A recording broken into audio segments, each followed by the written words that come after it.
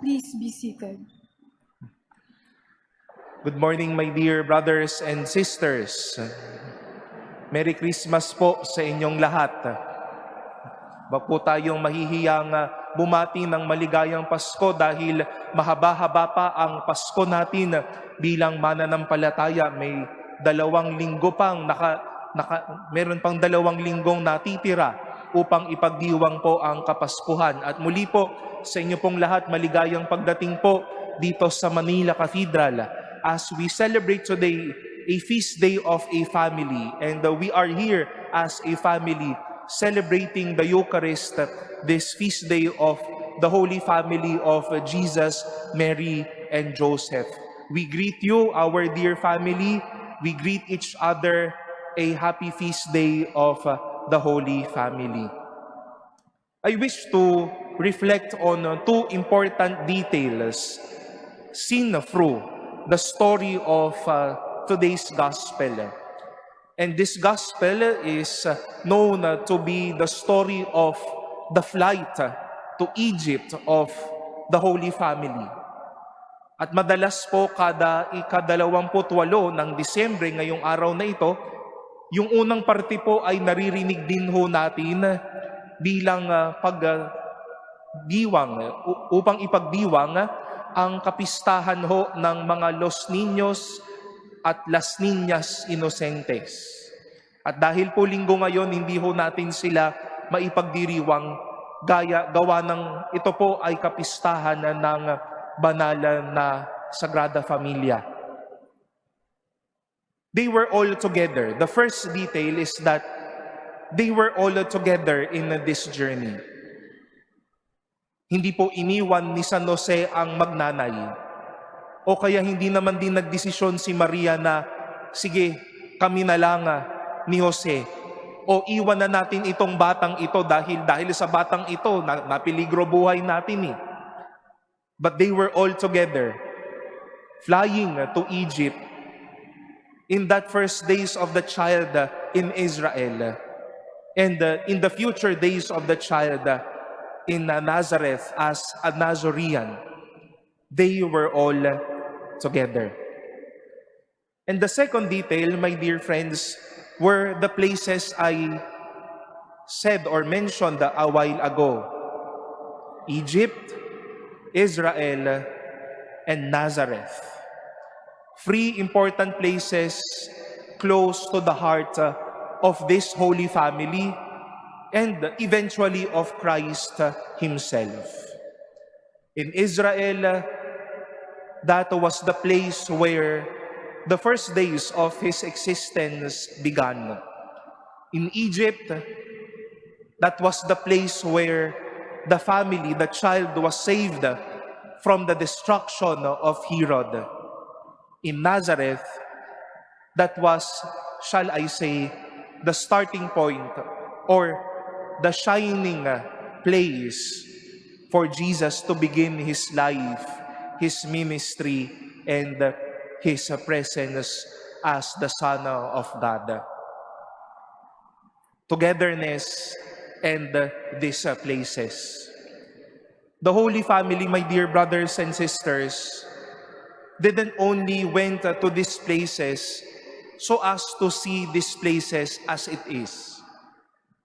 These were not only places that they've been together, but these places were fulfillments of God's dream for them and for the child. Hindi lang po ito mga simpleng lugar, kundi ito po yung mga lugar kung saan naging totoo ang pangarap ng Diyos para sa pamilyang ito at para kay Jesus. They were together facing the dreams of God for them.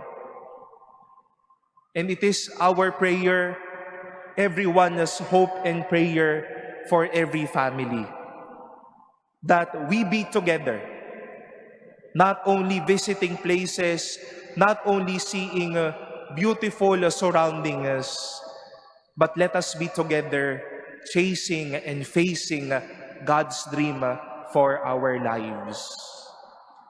Hindi iniwanan ni Jose ang magnanay sa mga unang araw ni Jesus na makita niya ang mundo. Hindi iniwan ng bawat isa, ng banal na mag-anak ang bawat isa noong nasa peligro ang kanilang buhay. But they were together facing the dreams of God for them. Once more, it is our prayer and our hope that every family here, all of us, may see God's dreams together. Marahil po sa mga nanay ho na naririto, sa mga magulang na naririto, rather, it is a consoling part of your parenthood or of your marriage that you've seen your child growing by age, by weight, no? By experience, and by blessings. Sama-sama ho ninyong tinahak yung mga bagay na iyan at salamat sa Diyos. At marahil nakita nyo rin po yung pamilya ninyo, natin, na dati noon, ang kinakaya lang talaga natin, ang budget lang natin noon, hindi na nga tayo nag-aalmusal, tanghalian at hapunan na lang. Iniinit pa natin yung ating ulam nung tanghalian. Pero ngayon, kahit papano, salamat sa Diyos, bilang isang pamilya, nabubusog sa isang araw, nakatayo tayo sa ating mga magigipit na araw, naramdaman natin ang luwag kahit papano ng buhay. And maybe you've seen this for yourselves, that you were once a little child, but together with your families, you've chased God's dreams together with your families and with your friends.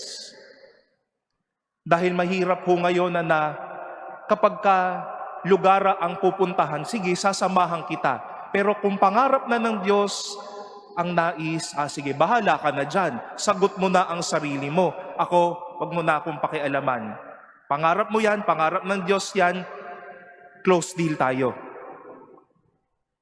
Hindi ho ganyan ang banal na ang banal na pamilya.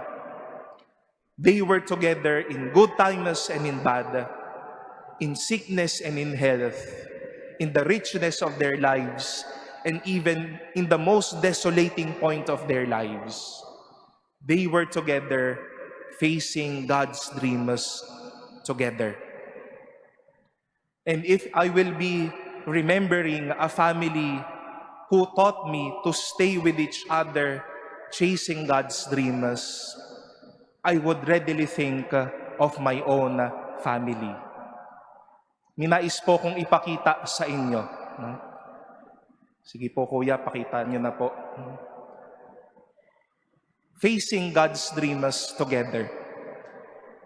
These were two events of our life as brothers or as siblings. The first was my ordination to the priesthood, 3rd of December 2022. I was 30 kilos way lower than, no? No? Payat ko pa ho niyan, no? Bagong opera po ako niyan, no? Pandemic ho, kaya po naka-maskara kami noon. My parents, together with me, they were symbols of bringing me to God's dream on the day of my ordination. A year later, my brother was married here, 20th of December 2023. Once more, together with my parents, I was already here as his best man, together facing God's dreams during his wedding day. The family, the Holy Family, faced God's dreams together. And I am happy enough that until now, my parents, our family would always chase our dreams together. Kasama nila kami na pagka nagmimisa ho ako kung saan man, dito man ho o sa amin ho sa Pasay, naroroon ho sila. Sa mga unang araw ho ng pagiging magulang ng aking kapatid, naroroon ho sila. At sa mga madami pa ho naming pangarap sa buhay namin, salamat sa Diyos at naroroon ho sila. My dear brothers and sisters, families one and all, let us face God's dream together and not letting each other down. Ang pamilya ho ngayon, lumalawak na ang ating pag-iintindi. Pamilya si nanay, si tatay at si kapatid. Pamilya ang mga pinsan. Pamilya ang mga kamag-anak, mga mahal sa buhay. Pamilya ang mga kapwa lingkod. Pamilya ang mga kapwa sa trabaho. Pamilya ang mga kaibigan. Huwag ho nating iwanan ang bawat isa sa anumang oras. At lalo't higit sa pagharap sa magagandang pangarap ng Diyos sa atin. The family faced these realities together, and they wish to show us that shining example.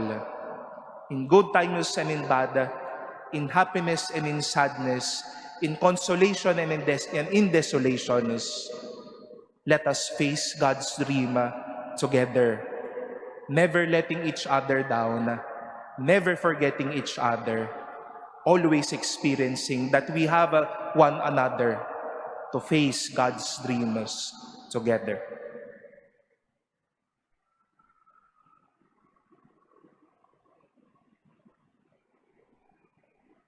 Please stand.